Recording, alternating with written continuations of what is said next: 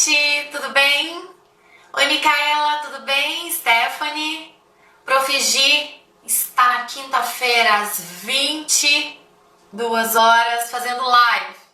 Stephanie disse que largou o Bruno e o Marrone para ver a live. Meu Deus! B, Trevisani, tudo bem? Tati, Lucas, Marco Antônio, tudo bem, galera? Tudo certinho? Vocês estão, então, firmes com o propósito de serem funcionários públicos ou advogados, é isso? Aí sim, hein? Boa noite, gente.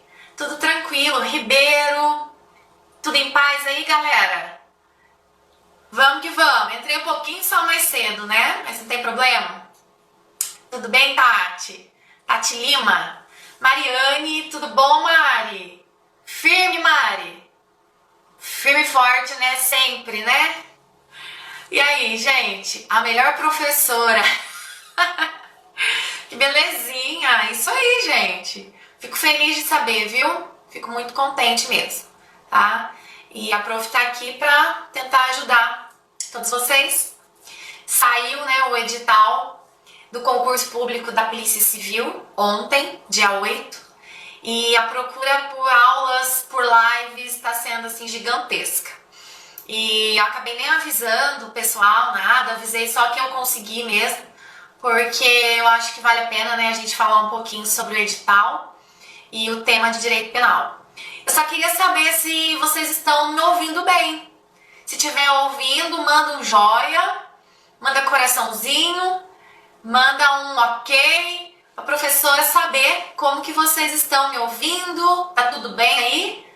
Manda um ok aí pra prof, manda um joinha pra eu saber que tá tudo tranquilo. Aí, ó, um monte de coraçãozinho, isso aí.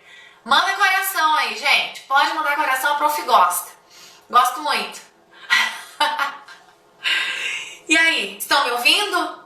Todo mundo tá me ouvindo? Sim? Manda joia pra prof, eu aguardo, tá? Tem estudado bastante, pessoal? Ou vocês são daqueles que deixam para estudar na última hora? Não dá, né? Última hora, nem pensar. Tem que estudar antes, senão não rola. Não é verdade? Pessoal, vocês têm acompanhado os editais de concurso público? Vocês têm visto o tanto de concurso que está abrindo, que abriu? Nós vimos aqui no Paraná que já abriu concurso público para a Polícia Militar. E ontem saiu o edital já autorizando o concurso público para a Polícia Civil aqui no estado do Paraná. E eu estava lendo o edital e acabei verificando que a matéria de direito penal e processo penal cai muito, muito, muito, muito mesmo. O conteúdo programático dessas duas disciplinas é gigante, no sentido de que é bastante matéria. E aí eu estava verificando e por conta disso acabei analisando todo o edital e acabei criando essa ideia aí para a gente poder falar um pouquinho sobre o direito penal. Vocês estão me ouvindo mesmo, gente? Manda um joia aí. Preciso saber para poder dar início. Sim, Mara Possetti, tudo bem? Pequini, tudo bem? Camargo, Carla Andresa, Reinaldo, meu primo. Firme, Reinaldo. Vamos prestar concurso público, galera. Vamos fazer concurso público. Vocês perceberam tanto? Tudo bem, Carla? Vocês perceberam, depois dessa história da pandemia, o tanto de gente que quer fazer concurso público? Vocês perceberam? Gente, não é por nada não, mas eu tenho assim recebido tantas mensagens por conta de concurso público, que não vê a hora de abrir o edital para poder fazer o concurso público. E é muito engraçado porque funcionário público tem a garantia do seu salário. Faça sol, faça chuva, ele vai receber no final do mês. Mas, assim, dizer que funcionário público fica rico, milionário, né? Isso daí a gente já não sabe. A gente já não tem essa concepção. O funcionário público, ele tem, assim, o propósito de ter uma vida tranquila, no sentido de que se ele estudou e passou no concurso, ele tem o direito de ter todas as vantagens garantidas na nossa Constituição Federal, né? E aí, a procura por isso está sendo muito grande. Oi, Stephanie! E aí, Fiute? Então aí, Caio Carvalho, Ribeiro, a Jéssica Barbosa, vamos que vamos! Flávia Porelli, Natália Dalzaço, Fanorp, Kelsen. Deixa eu mandar um beijo pro Kelsen, galera. Grekelly, Cláudia. E aí, nossa, quanta gente. Meu Deus, que belezinha. O áudio está bom. Ok. Di, tudo bem? Cristina, Gustavo Henrique. Então, pessoal, Rê Ferreira. Então, por conta dessa pandemia, a procura por concurso público tá sendo assim gigante. Galera quer ser funcionária pública. Todo mundo quer ser funcionário público. E assim, dentro do funcionalismo público, nós temos que saber que, de acordo com a nossa Constituição Federal, nós temos alguns direitos garantidos.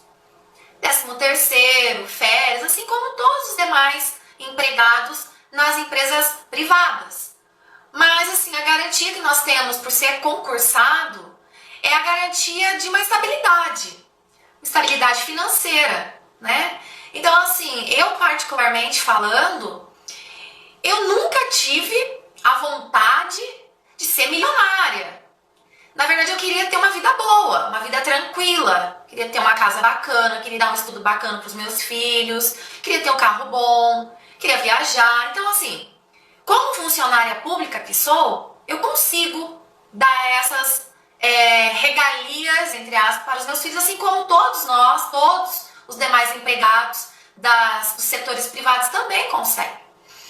Mas eu tenho assim um problema muito sério, porque a prof ela é muito ansiosa. E eu tenho aquela ansiedade de querer saber quanto que eu vou ganhar no final do mês, sabe? Não sei se vocês são assim, mas vocês querem saber o tanto que vocês vão receber, porque às vezes a gente tem vontade de gastar antes, né? Não é o correto, mas pode acontecer. E aí por isso a gente acabou, né, criando essa situação de eu vou passar no concurso público, e foi o que aconteceu, né? A minha história é nesse sentido, eu queria ser funcionária pública, né? E graças a Deus já faz 2002, já vai fazer 18 anos quase que eu já sou funcionária pública, né? Então pra mim assim um grande sonho realizado, porque eu sempre quis. Mas aí, ontem, saiu o edital do concurso público para delegado de polícia, para investigador, para papiloscopista da Polícia Civil do Estado do Paraná. E a galera tá louca querendo fazer. E muitas pessoas têm me procurado, inclusive para eu abrir um cursinho, para eu fazer isso, fazer aquilo, em torno dos editais, né? Tanto da Polícia Civil, também tem da Polícia Militar. E alguns alunos já querendo, né, prestar o exame da ordem, também me procuram muito para falar algo sobre o direito penal. E a gente sabe que o direito penal ele é muito extenso. E o direito penal, por ser muito extenso, simplesmente é dividido em duas partes, né? Direito penal, parte geral, direito penal, parte especial. Dá um ok aí, professora? Tudo sossegado, gente? Posso começar então pra valer agora? Manda um joinha que eu tô começando então minha live sobre o direito penal e a gente vai falar especificamente sobre a teoria do crime, que é uma matéria que tem caído muito, é uma matéria que tem sido cobrada em qualquer concurso público, em qualquer fase de ação, de exame da ordem, qualquer teste seletivo que você queira, tá caindo a teoria do crime, vinculada ao direito penal, certo? Dia Trovão, tudo bem? Carlos Dropa, às vezes quero saber não, sei que não vai dar para pagar tudo.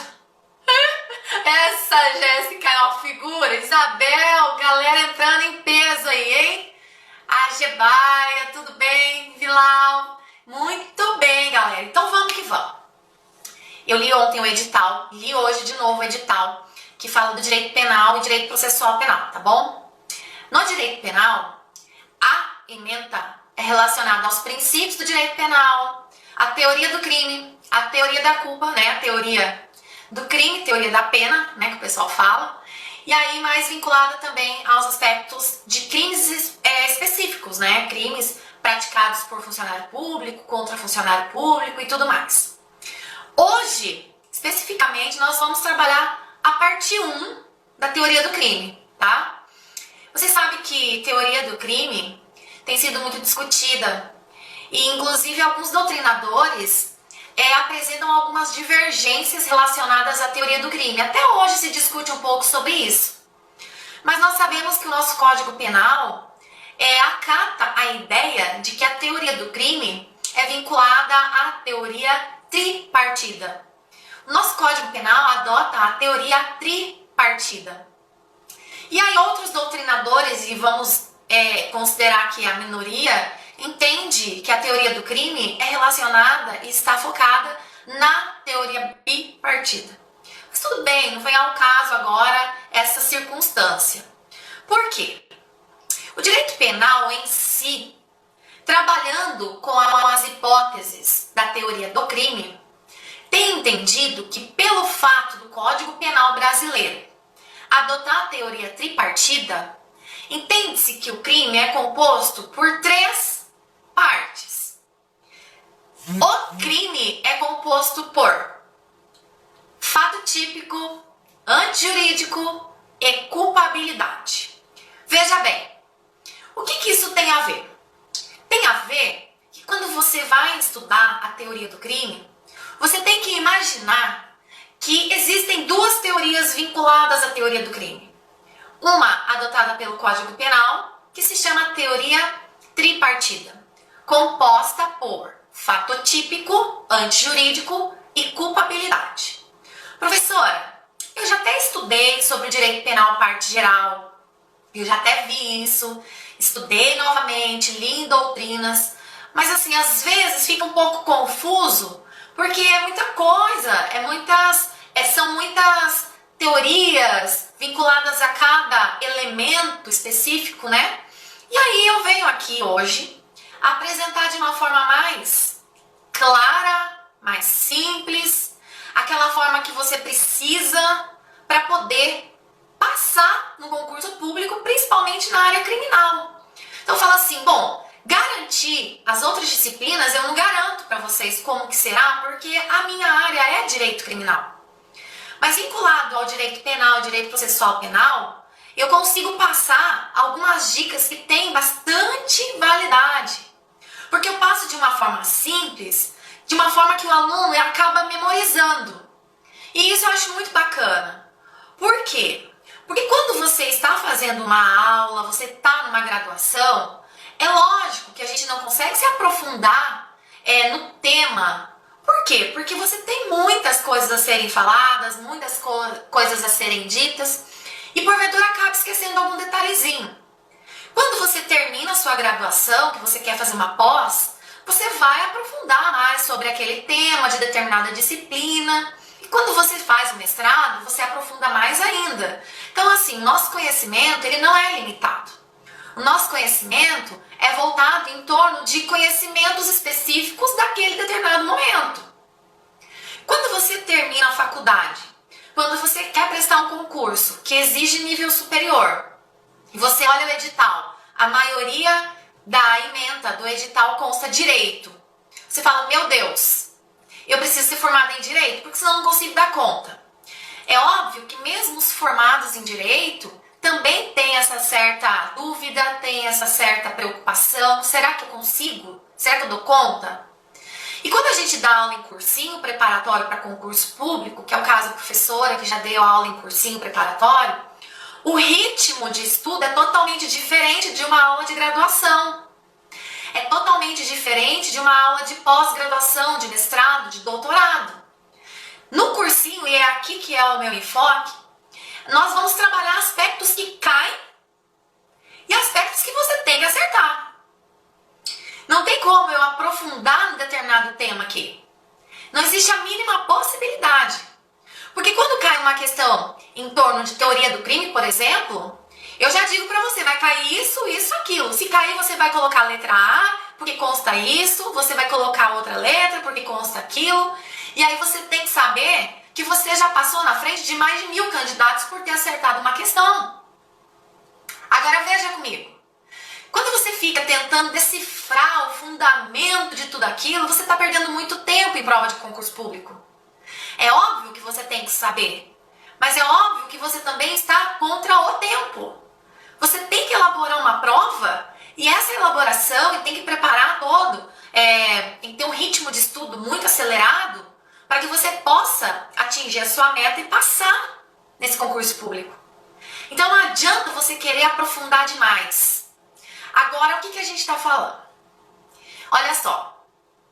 Não sei se é só aqui, mas está travando. Tá travando mesmo, galera? Vê aí pra mim, tá travando? Ou a professora que tá muito acelerada? Tá travando? Meu também. Tá travando, então? Mas a gente vai um pouquinho mais devagar. A Isabel falou que tá bom lá. Sal pra assistir. Opa, lógico. Vou jogar no canal do YouTube, com certeza. Mas fica junto aqui, tá bom? Pra gente poder falar bastante.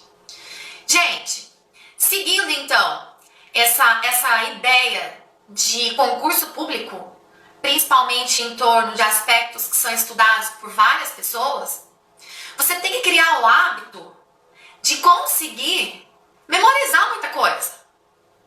Não adianta eu chegar pra você e falar assim, olha, pessoal, primeira fase do concurso de delegado de polícia.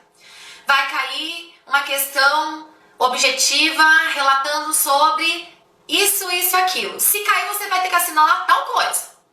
Ah, professora, mas por quê? É legal você saber o porquê. É interessante você saber porquê. Sim, porque você tem um fundamento legal, fundamento jurídico, mas será que tanto aprofundamento é pertinente para uma prova que você tem que acertar 80, 90 ou 100% de todas as questões? Será que se você ficar muito bitolado em aprofundar muito sobre aquele determinado tema, será conveniente para você? Então aqui, pessoal, é como se fosse uma aula de cursinho que eu estou dando para vocês, tá? De uma forma gratuita, não estou cobrando nem um centavo, mas eu gostaria muito que vocês estivessem comigo, porque eu sempre farei alguma live sobre concurso público, principalmente para esses que já estão abertos, de direito penal, processo penal, que tem a ver com a minha área, tá? Então, a teoria do crime. Segundo o Código Penal, a teoria do crime é uma teoria tripartida, porque ela é composta por fato típico, antijurídico e culpabilidade. Muito bem. O que é fato típico? O que é antijuridicidade? O que é culpabilidade? Isso eu vou falar agora. Gente, fato típico é um dos primeiros elementos do crime. Mas não basta apenas ter o fato típico, porque eu preciso de fato típico, antijurídico e culpabilidade. Veja bem, se por conta de tudo isso, eu sei que o fato típico é composto por conduta, resultado, nexo causal e tipicidade, eu já tenho pelo menos meio caminho andado. Se eu entender que o primeiro elemento, que se chama fato típico, é composto por conduta, resultado, nexo causal e tipicidade, eu já tenho meio caminho andado. Por quê? Porque eu consigo memorizar uma sigla que é relacionada ao fato típico, que são as iniciais da conduta, do resultado, do nexo causal e da tipicidade. A sigla é CORENET.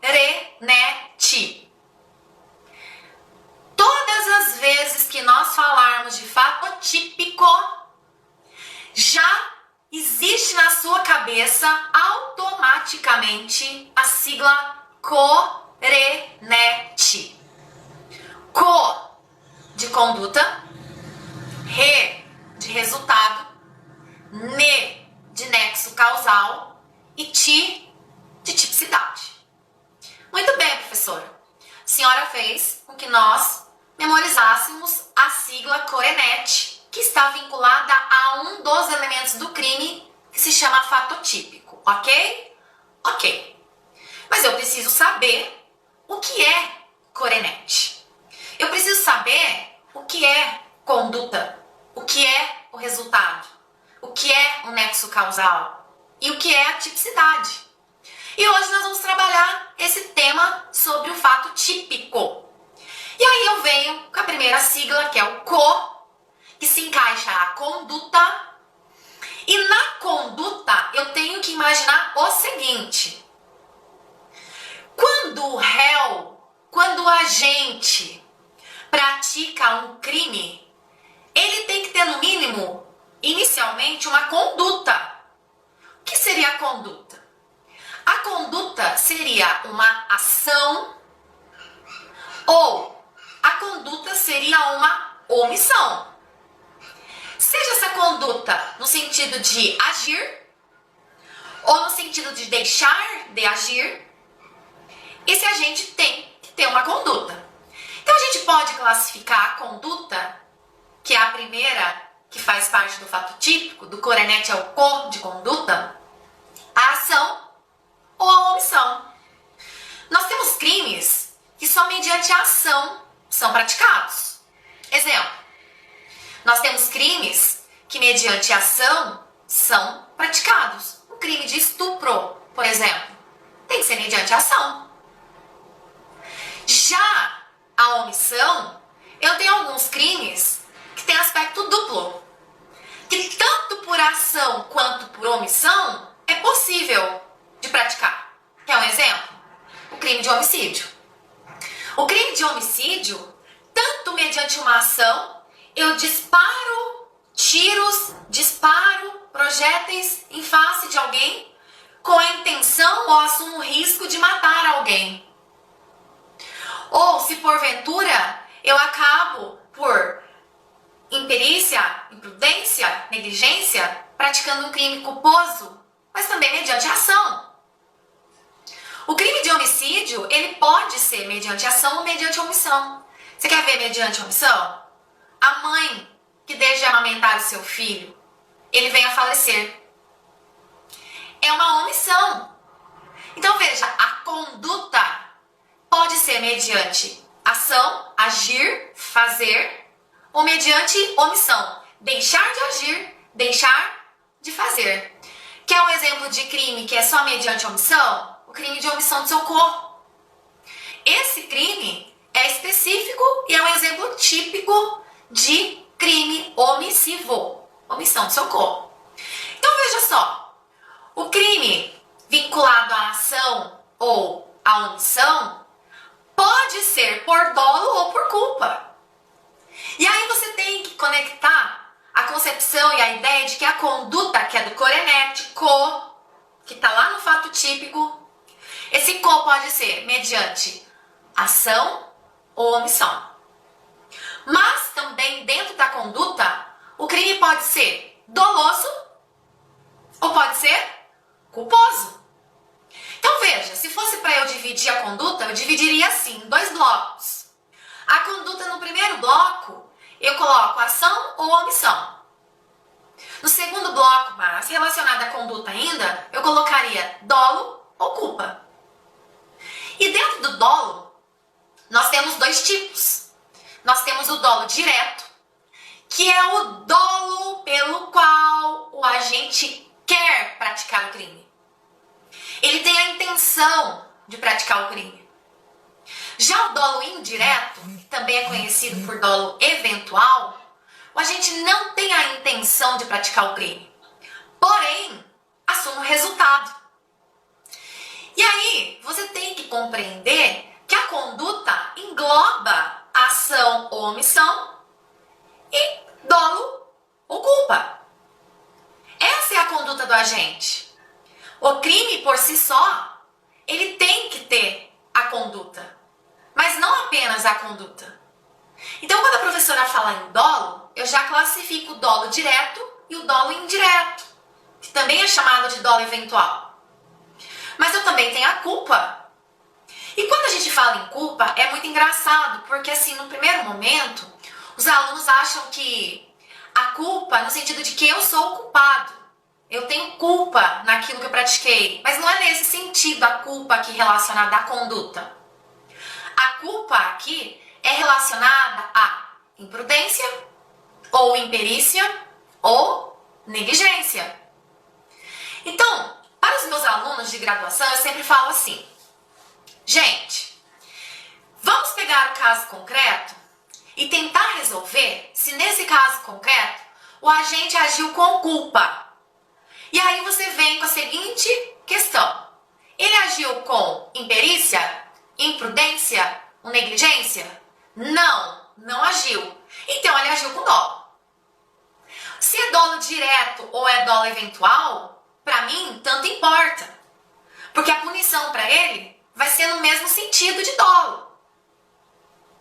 Mas o que eu tenho que destacar aqui é que o primeiro requisito vinculado ao fato típico é a conduta. E dentro dela nós temos ação ou omissão, dolo ou culpa. Perfeito? Até aí, galera. Vocês estão me compreendendo? Dá um joinha aí para prosseguir, tá? Tô vendo que entrou bastante gente depois aqui e eu não consegui dar oi para vocês, mas oi pra galera aí que chegou agora. Vamos que vamos. E vamos seguir para o segundo elemento do fato típico, que é o resultado. Pessoal, veja comigo o seguinte: se eu tenho a conduta do agente, que é mediante ação ou omissão, se eu tenho o dolo ou a culpa, fechou a conduta, tranquilo. Mas eu preciso saber se existiu resultado. E aí, o que é o resultado? O resultado, gente, é muito simples. O resultado é ou consumado ou tentado. A conduta praticada pelo agente, seja por ação ou omissão, dolo ou culpa, gera um resultado. E esse resultado ou é consumado ou é tentado. Então, se for para a gente destacar aqui, o resultado tem simplesmente essa divisão. Ou é consumado ou é tentado. Mas como que eu sei que é consumado e como que eu sei que é tentado? É muito simples.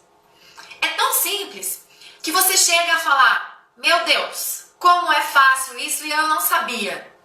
Como que pode um negócio desse e a professora falar de uma forma que eu consiga entender? Por quê? Porque aqui é aula de cursinho. Aqui é algo que eu simplesmente lanço para vocês, para que vocês depois entendam no sentido de se aprofundar para fazer outras coisas. Mas para concurso público, galera, primeira fase objetiva é isso que eu tô falando, tá? Aí a segunda, que é dissertativa ou tem outras provas, aí é outra história, a gente aprofunda mais, tá bom? Mas vamos garantir a primeira fase, né? Então vamos lá. Resultado, ou é consumado ou é tentado. E para eu saber se ele é consumado ou é tentado, eu preciso percorrer o caminho do crime. Vocês já ouviram falar do iter criminis? Já ouviram falar do caminho percorrido pelo crime? Iter criminis, já? Pois é. Você sabe que o iter criminis é composto de 4 etapas, né? Cogitação, pensando, imaginando, preparação, estou adquirindo uma arma de fogo, estou organizando o ambiente do crime, estou adquirindo uma faca, estou me preparando para praticar o crime. Execução é o momento em que eu atuo. É o momento em que eu efetuo os disparos de arma de fogo, é o momento que eu coloco veneno no suco de alguém, é o momento que eu executo o crime. E aí, a terceira, a quarta, é a consumação. Aquilo que eu queria no início, eu consegui, que é a consumação. Mas será que todo agente consegue consumar o crime? Será que todas as vezes que ele cogita, prepara, executa, ocorre a consumação? Ou seja, o caminho do crime, o iter criminis, ele é composto sempre por essas 4 etapas? Gente, muitas vezes o agente não consegue consumar o crime. E quando ele não consegue consumar o crime, simplesmente é por circunstâncias alheias à vontade do agente. E aí, o que você tem que entender? Se porventura, por circunstâncias alheias à vontade do agente, o crime não se consuma, é porque o crime é tentado. Então veja bem, se você entende que o intercrimes é composto por cogitação, preparação, execução e consumação, você conseguiu chegar até a consumação e aí o seu crime está praticado e o intercrimes fechou. O Leonardo colocou para concorrer com o Bruno Marrone só nossa querida professora Gislaine. O Léo me falou bem a verdade, eu nem sabia que tinha essa live hoje do Bruno Marrone. O pessoal tem pedido tanto aula que eu tô assim, ó, não tô entendendo mais o que tá tendo de live aí dos cantores, galera. Mas tamo aí, tamo firme, tá bom? Bom, pessoal, e aí pode acontecer por circunstâncias alheias do agente, esse crime não se consuma. E o que vai acontecer? O crime é tentado. A pena é menor. É óbvio, se o crime for consumado, a pena é uma, e se há crime tentado, a pena é diferente, ela é menor.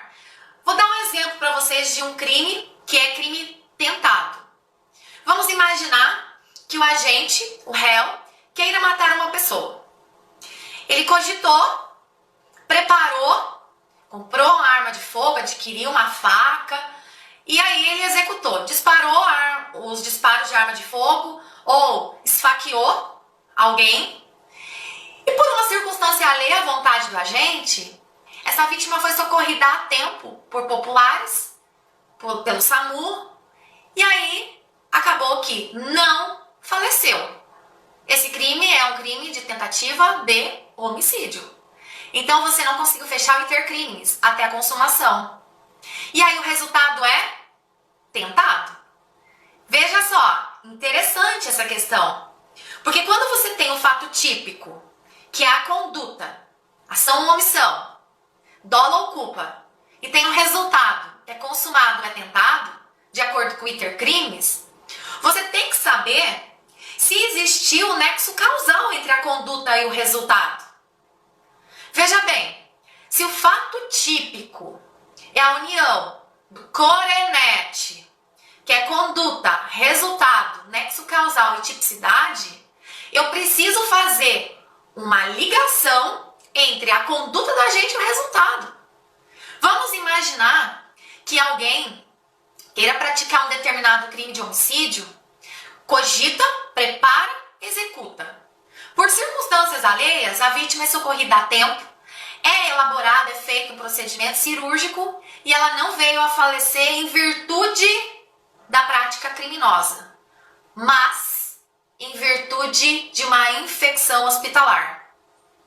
Veja, anexo causal entre a conduta do agente e o resultado final.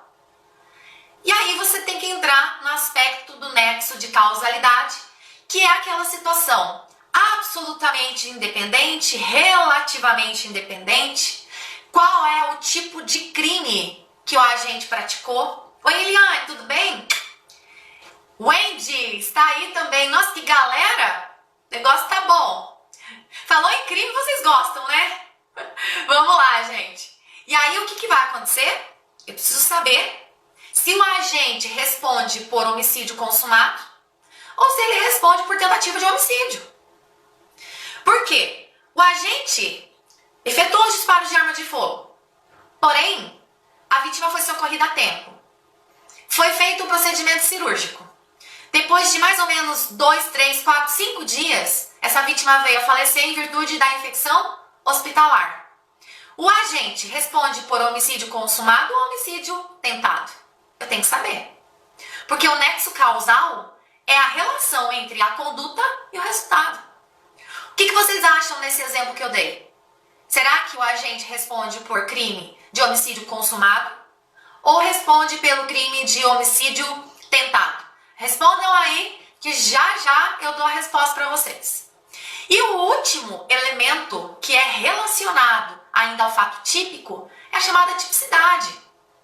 Veja, se fosse para eu me aprofundar em tipicidade aqui, eu falaria de Luiz Flávio Gomes, eu falaria de um monte de doutrinador que fala um monte de tipicidade, um fundamento filosófico em cima, mas não é o momento agora. Para a gente entender a tipicidade, basta eu dizer assim para vocês. Gente, a tipicidade é tudo aquilo que está descrito na lei. Se estiver descrito em lei, tem tipicidade. Eu não estou criando um crime, porque a minha legislação esclarece que há o crime, porque está descrito em lei. Então eu posso dizer que há tipicidade. Então veja, se eu consigo compreender que o fato típico é a união de 4 elementos, cuja sigla é CORENET, CO, conduta, RE, resultado, NE, nexo causal, TI, tipicidade, eu consigo fechar o meu fato típico. Crime de homicídio tentado pela falta... Isso aí, gente, é crime de homicídio tentado. Muito bem. Muito bem. Vocês foram muito bem. Então, é nota 10. E é isso que vai cair na primeira fase.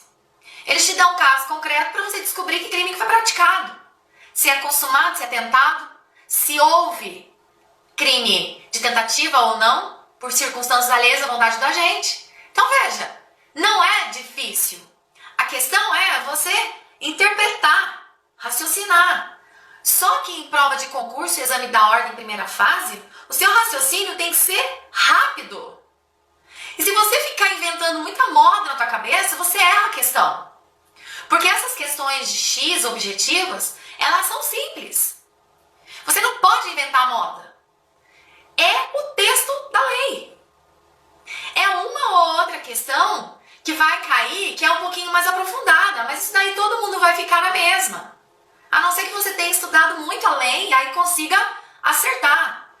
Mas o fato típico é isso que eu acabei de falar para vocês, tá certo? Gravem bem que o fato típico é a sigla CORENET. Co, conduta, ação, omissão, dolo ou culpa. Re, resultado, consumado ou tentado, lembra do intercrimes. Nexo causal, você lembra se há uma relação entre a conduta e o resultado para você conseguir desvendar qual é o crime praticado. E a tipicidade, porque está descrito na lei. E eu não estou criando o crime, porque a lei diz que existe aquele crime. Tá bom? Pessoal, tudo tranquilo? Dá um ok aí? Vamos partir para o próximo? Eu acho que dá tempo. Dá tempo sim. Vamos lá. Agora, o segundo fator, que é um dos fatores determinantes para que a teoria do crime possa, pelo menos 75% existir, se chama antijuridicidade. Tá? O que é a antijuridicidade? Alguns doutrinadores colocam como sendo antijuridicidade sinônimo de ilicitude. Veja, antijuridicidade é aquilo que é contrário. Ilicitude é aquilo que é ilícito.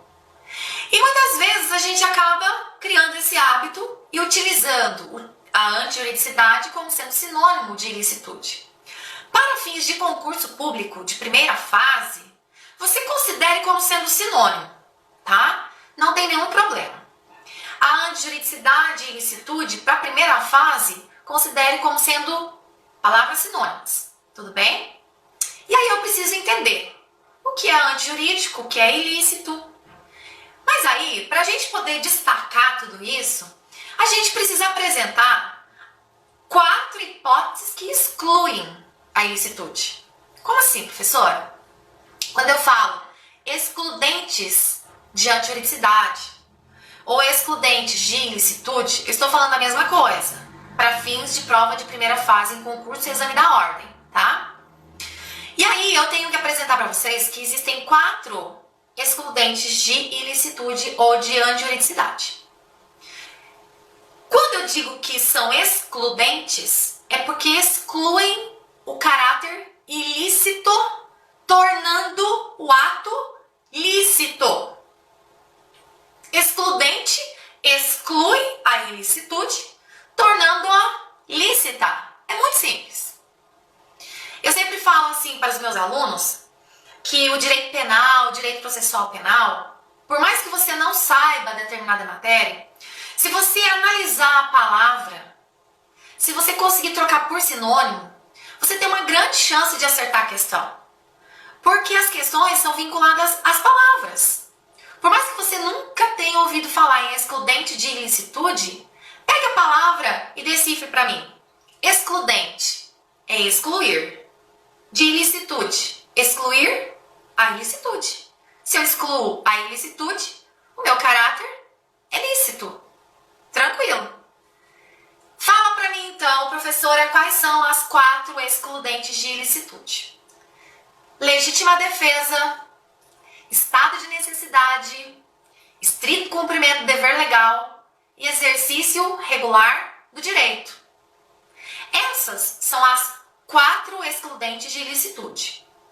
Legítima defesa, estado de necessidade, estrito cumprimento do dever legal e exercício regular do direito. Todas estão descritas num único artigo, de uma forma genérica, que é o artigo 23 do Código Penal. Tudo bem?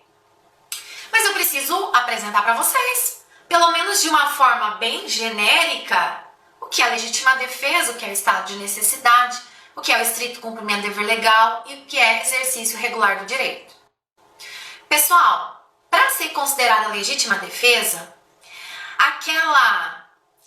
aquele ato praticado pelo agente tem que ser um ato que seja na mesma proporção, em virtude de uma agressão injusta, atual ou iminente por parte de alguém. Vamos imaginar então que eu tenha sido, entre aspas, vítima de um crime e eu simplesmente me defendi na mesma proporção. Por quê? Porque eu fui agredida e essa agressão ou ela é atual ou ela é iminente e além disso é injusta. E eu me defendendo na mesma proporção, aquela atitude que a princípio seria ilícita tornou-se lícita. Porque eu estou mediante uma excludente de ilicitude chamada legítima defesa. Tranquilo? Professora, vamos imaginar que eu tenha excedido na conduta. Eu tenha excedido na minha defesa. Você vai responder pelo excesso.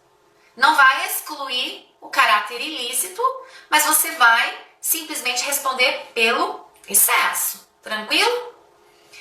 O estado de necessidade também é considerado uma excludente de ilicitude.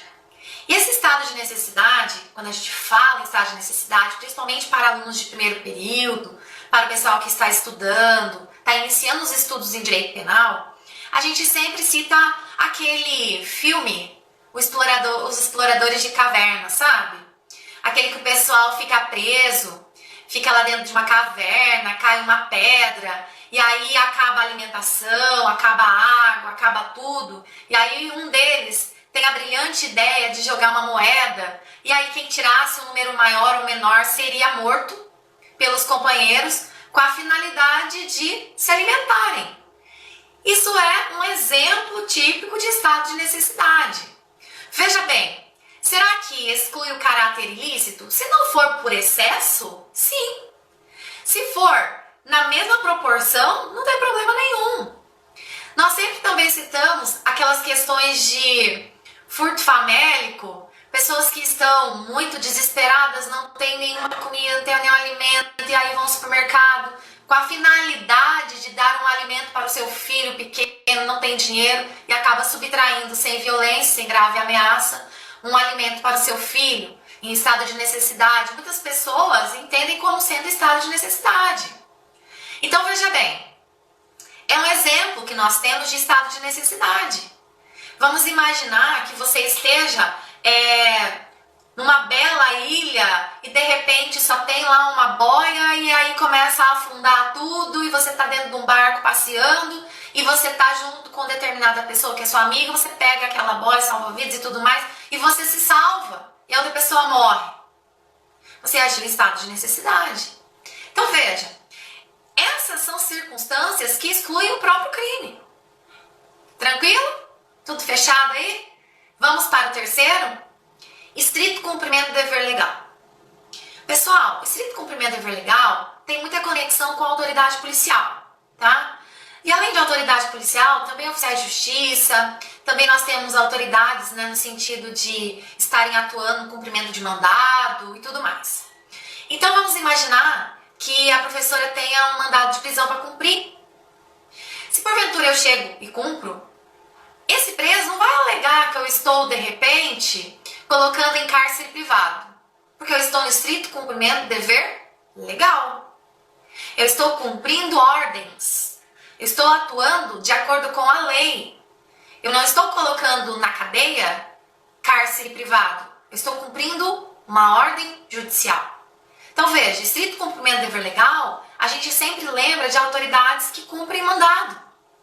São pessoas, autoridades policiais geralmente, que são os exemplos mais típicos, que estão em atuação, que estão em diligência, que estão em blitz. É estrito cumprimento do dever legal deles. Estão cumprindo o dever que está garantido na lei.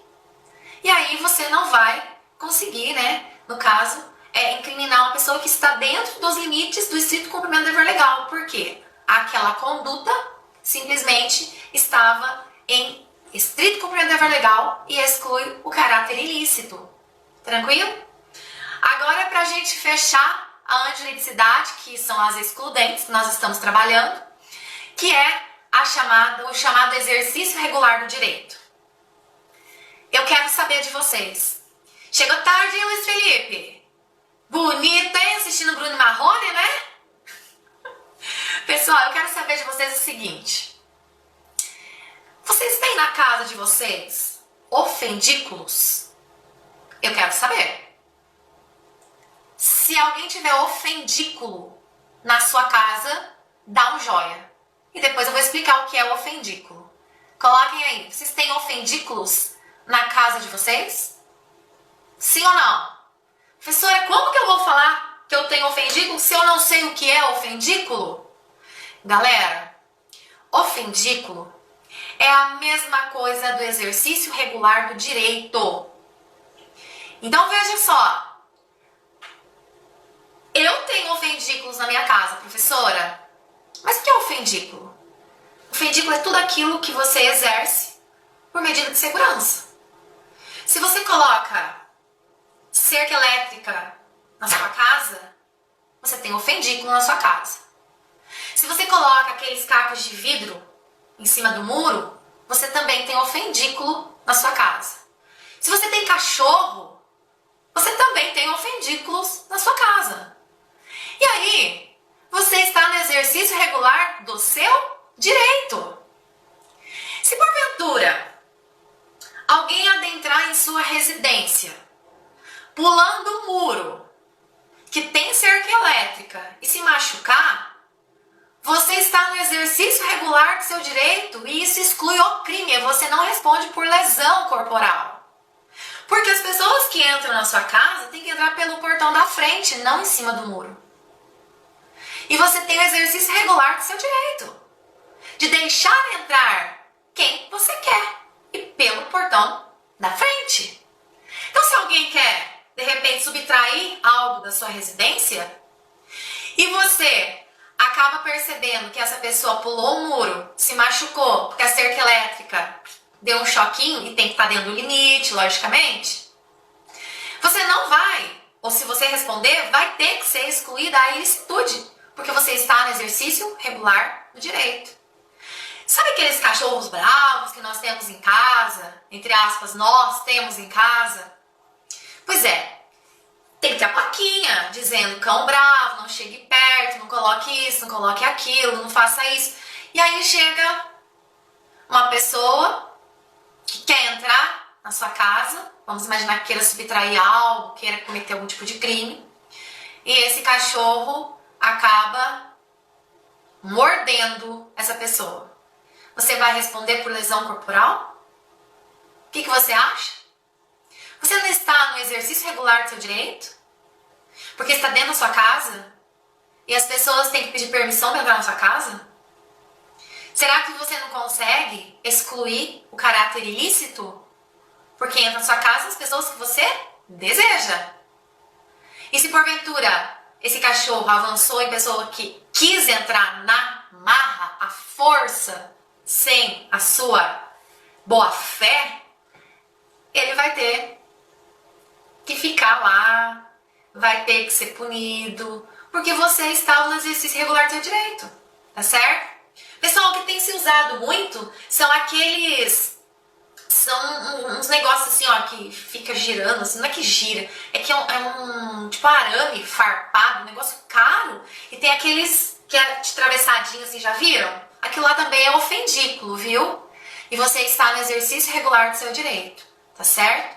Galera, hoje, considerando que já são quase 23 horas, e a gente tá firme e forte aqui, eu vou finalizar aqui a primeira parte da teoria do crime.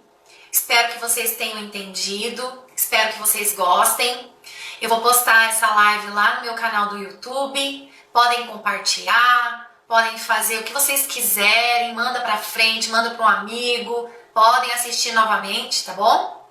E eu só lembrando aí, amanhã, às 20 horas, farei aquele sorteio do ovo de Páscoa apenas aos inscritos no meu canal do YouTube. Espero que vocês tenham gostado. Oi, Keninha, tudo bem? Chegando agora, né? Tava fazendo live, né? Gente, espero que vocês tenham gostado. Eu consegui falar dos dois primeiros pontos relacionados à teoria do crime, que é o fato típico e antijurídico. Com relação à parte 2, eu marco um dia certinho, tá? Pra gente falar um pouquinho da culpabilidade, que é bem bacana também, pra gente conseguir fechar a chamada teoria do crime. Veja bem, como é matéria de concurso público e você precisa passar na primeira fase, não adianta eu ficar fundamentando muito na primeira fase para vocês. O importante é você simplesmente acertar a questão. Então, essas coisas que eu coloco para vocês de memorização ajuda bastante, tá? Se porventura alguém tiver dúvida, quiser mandar depois um direct para a prof, eu tenho bastante esquema de estudo. E uma dica também que eu vou dar para vocês é a seguinte: se vocês conseguiram pegar essa minha aula, e aí vocês também conseguirem fazer um esquema dessa aula de hoje, que é vinculada ao exame da ordem concurso público, postem lá no meu Dicas Prof. Gi aqui do Instagram, me marque, porque eu acho que tem um brinde aí para os melhores esquemas, tá bom? Pessoal, eu vou colocar no YouTube, faça o esqueminha aí, tá? Fiquem com Deus, estudem bastante, boa sorte, e a Prof. Gi tá firme e forte com a graça de Deus, ó. Um beijo para todos vocês, tá?